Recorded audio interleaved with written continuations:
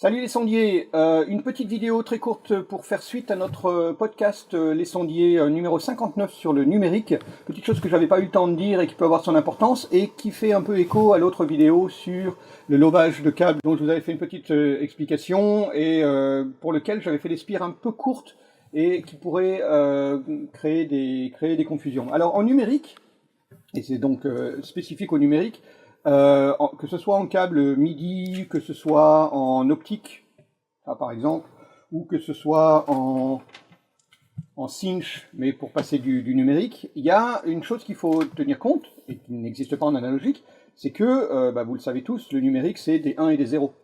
Et du coup, autant en analogique, c'est fluide, ça passe dans les câbles sans aucun problème, autant les 1 et les 0, ça peut avoir des 1, surtout ça a des angles un petit peu bizarres, et donc, quand on fait des spires trop courtes, ou quand on a des angles, ou quand on a des plis, enfin des torsions dans notre câble, ça peut gêner la transmission du signal numérique.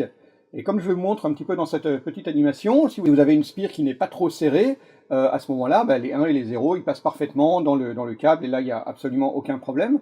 Par contre, si vous avez un angle beaucoup trop serré, comme vous le voyez ici, il peut arriver que le 1 se coince dans le câble, et donc bloque finalement le flux, et crée des retards, et ça crée finalement des trous, et au niveau de l'horloge, évidemment, ça vous pouvez vous douter que ça pose énormément de problèmes.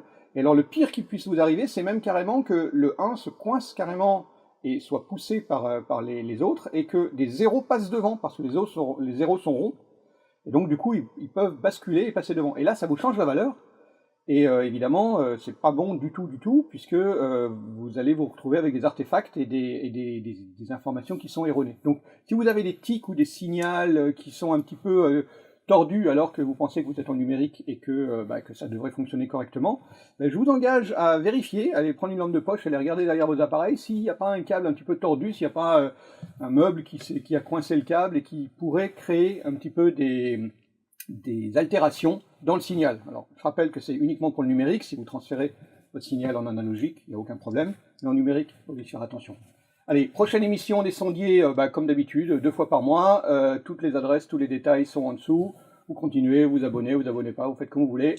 À la prochaine, salut!